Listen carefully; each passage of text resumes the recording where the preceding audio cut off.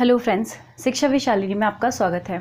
Friends, आज हम लोग जो टॉपिक है, हमारा आज का टॉपिक है वो है हमारा न्यूमेरिकल्स करेंगे। आज हम किसके? अवतल दर्पण और उत्तल दर्पण के, यानी कि मिरर से रिलेटेड जो न्यूमेरिकल्स हैं वो करेंगे।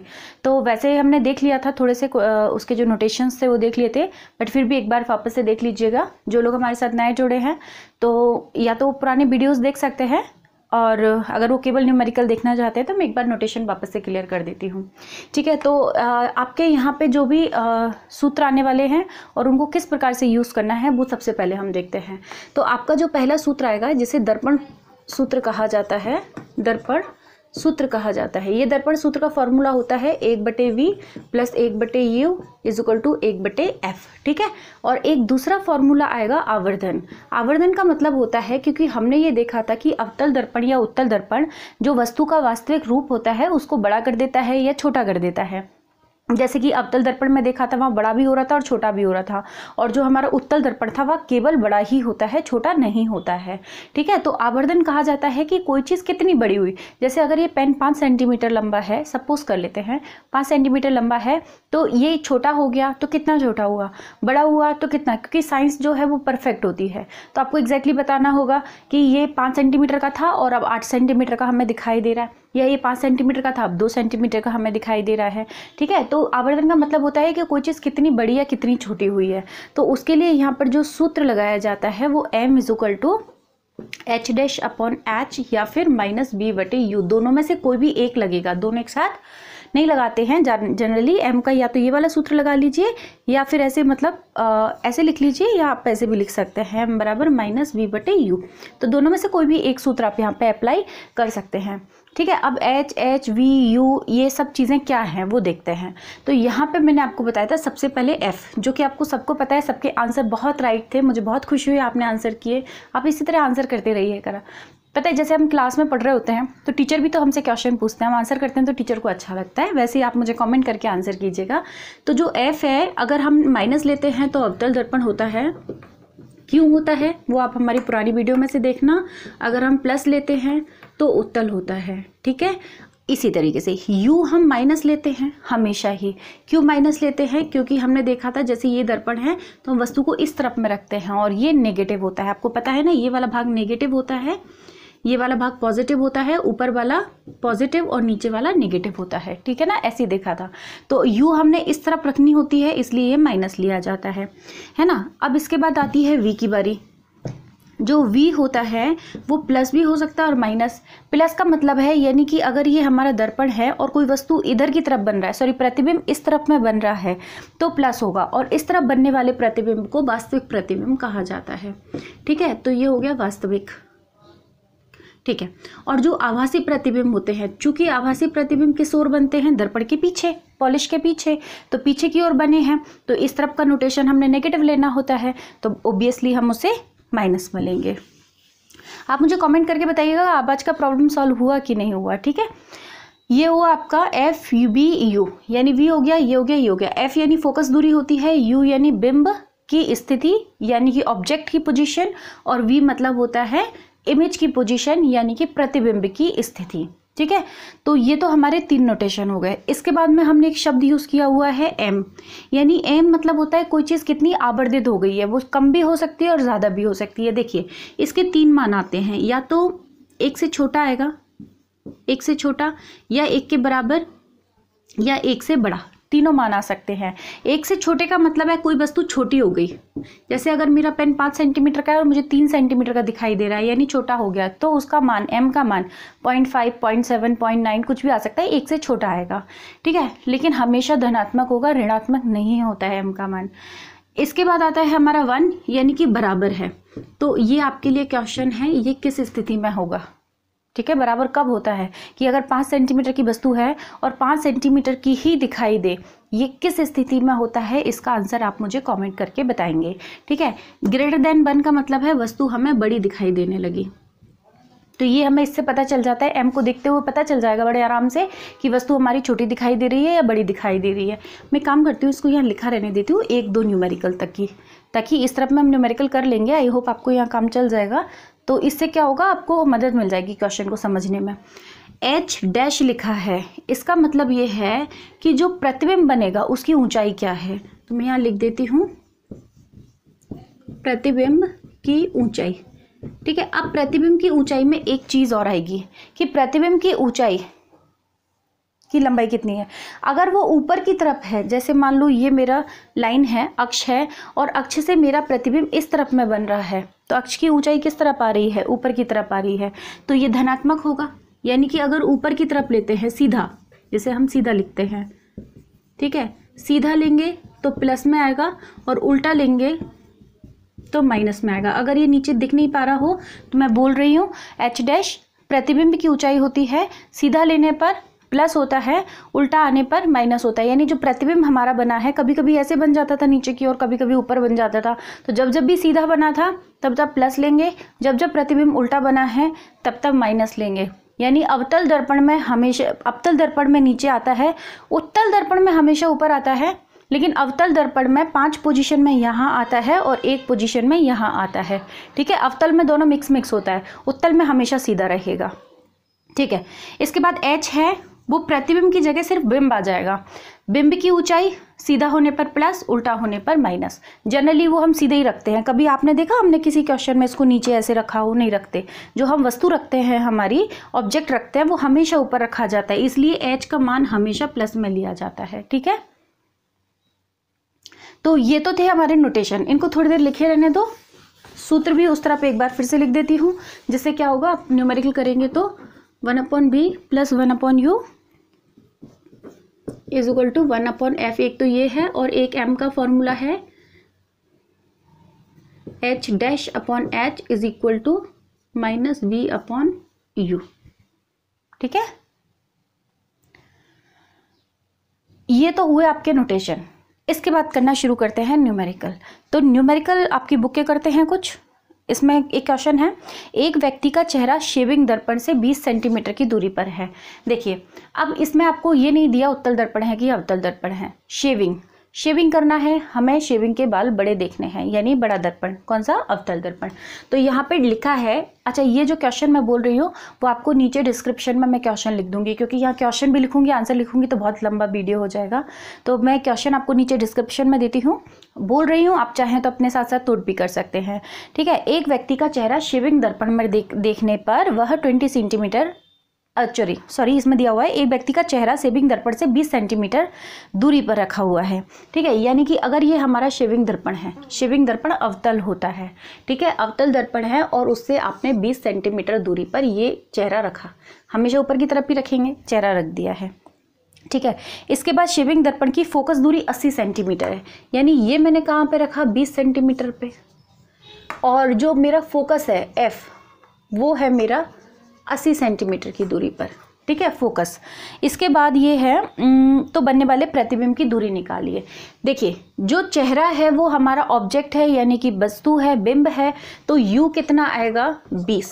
चूंकि दर्पण से इस तरफ में है तो ये आएगा -20 centimetre. Point number 1। Point number 2, F चूंकि अवतल दर्पण है और अवतल दर्पण के लिए हमने लिखा है ये माइनस, तो ये माइनस तो पहले लग ही जाएगा।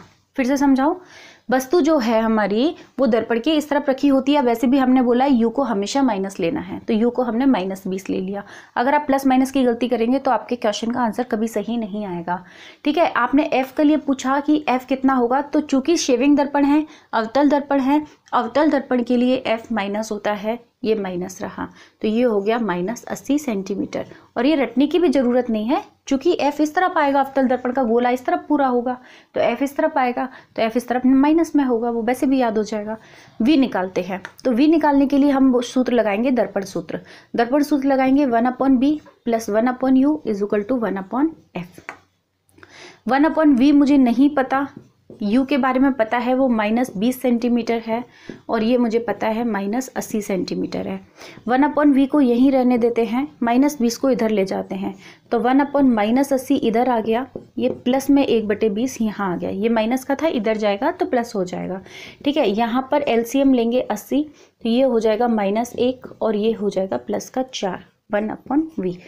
1/v फिर से सॉल्व करेंगे तो ये हो जाएगा 3/80। आई होप आपको समझ में आ रहा है, ठीक है। और जब v निकालेंगे तो ये v उल्टा हो जाएगा। देखिए मैं वापस से न्यूमेरिकल बता देती हूँ कि हमने सबका वैल्यू पुट कर दिया चिन्ह के साथ में, साइन के साथ में, फिर आपने क्या किया, इस वाले को इधर लेके गए माइनस का, तो माइनस का जब ये चीज़ इधर जाएगी तो प्लस की हो जाएगी।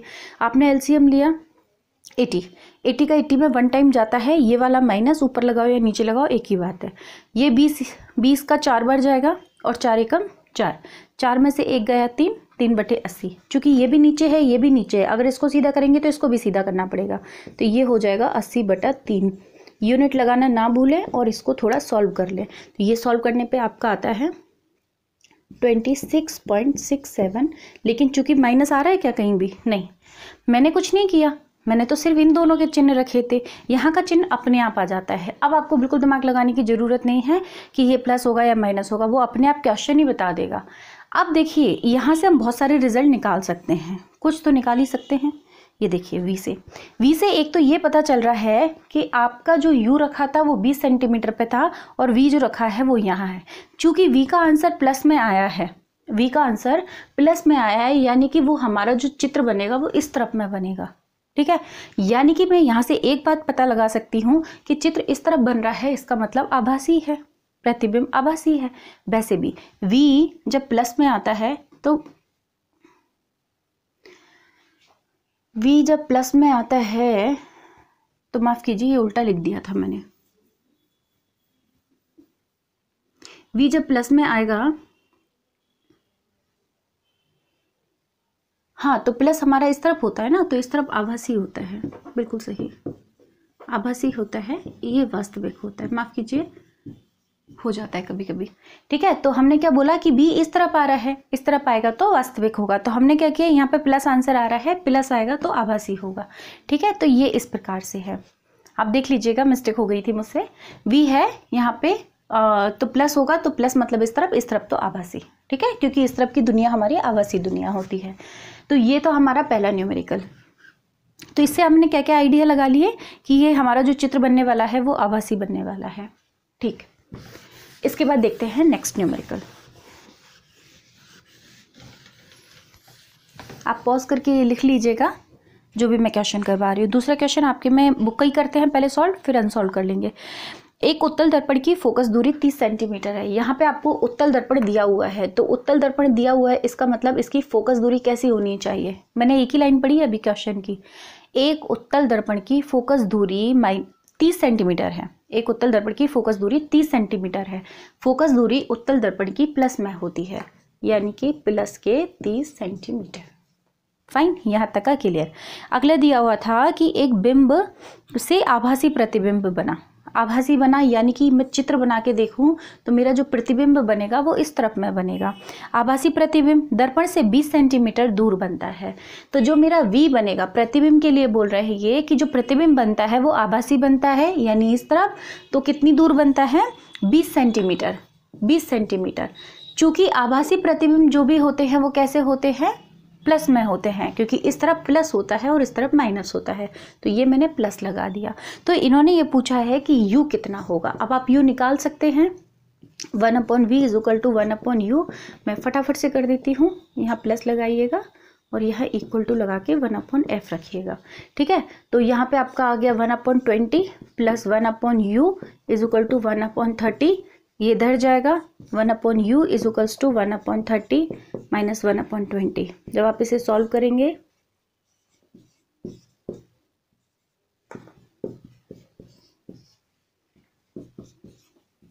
तो u बराबर आ जाएगा -60।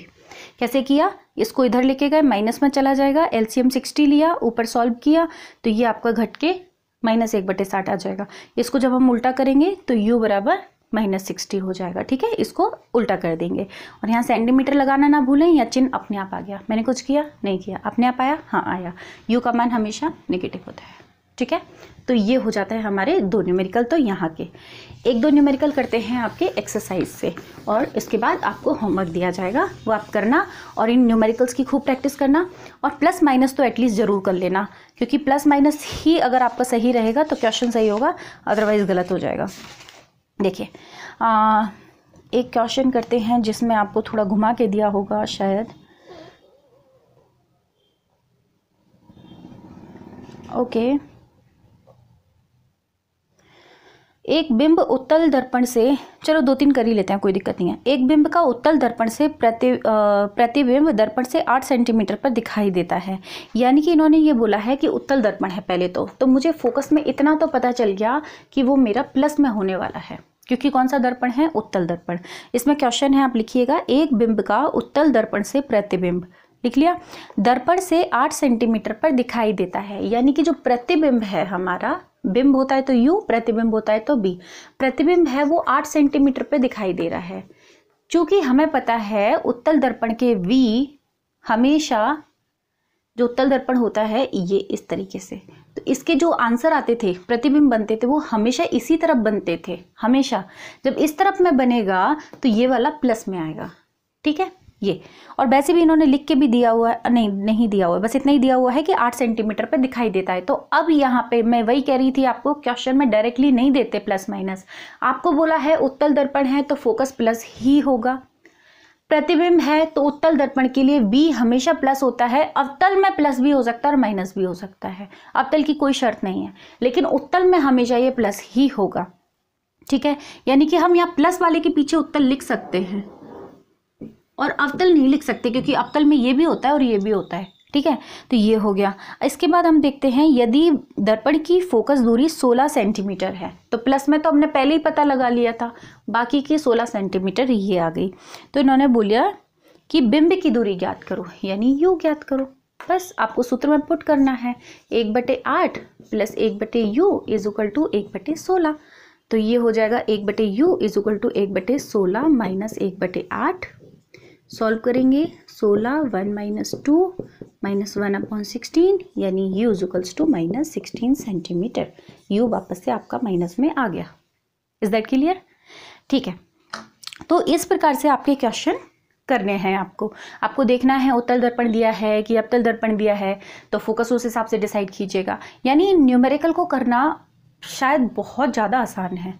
सिर्फ प्रॉब्लम कहाँ होती है? प्रॉब्लम यहाँ होती है कि आपने कभी प्लस लेना होता है या माइनस लेना होता है। उसके लिए मैंने वैसे कोशिश की है कि आपको समझ में आ जाए। अच्छा हाँ, ये वाले न्यूमेरिकल हमने एक बार भी नहीं की, ये वाला ज़रा देखते हैं।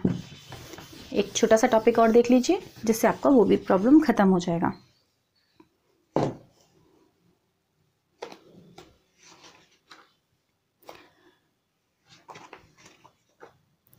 देखिए, इन्होंने ये बोला है कि जो पहला क्वेश्चन हमने किया था, जिसमें आपको फिर से देख लेते हैं, जिसमें आपको F इक्वल टू -80 सेंटीमीटर था।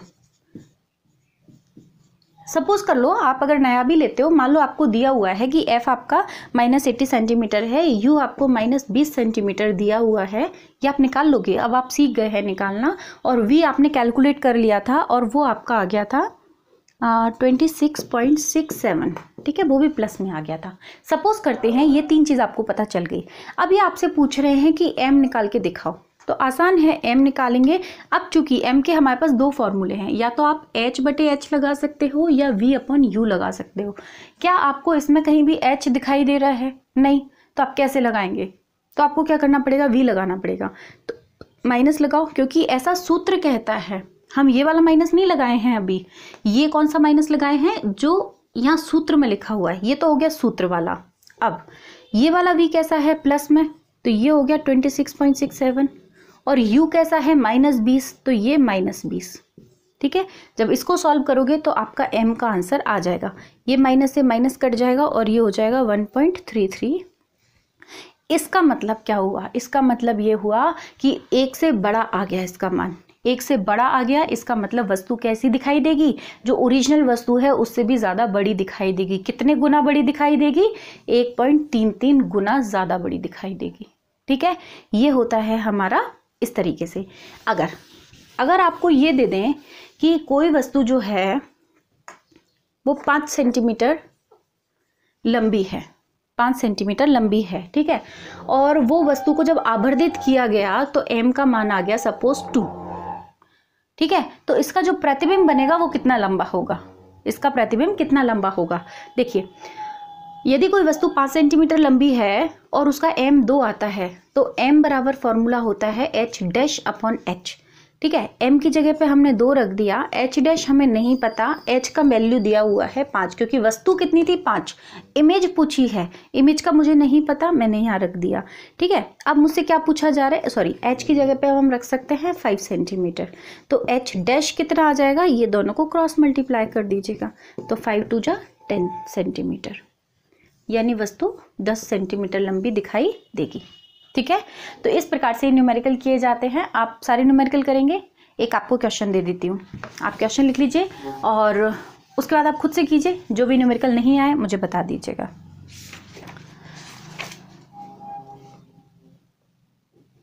यदि एक अवतल दर्पण से फोकस दूरी 30 सेंटीमीटर है, यानी कि आपको बोला है अवतल दर्पण से जो फोकस दूरी है, अवतल दर्पण की फोकस दूरी है वो 30 सेंटीमीटर है।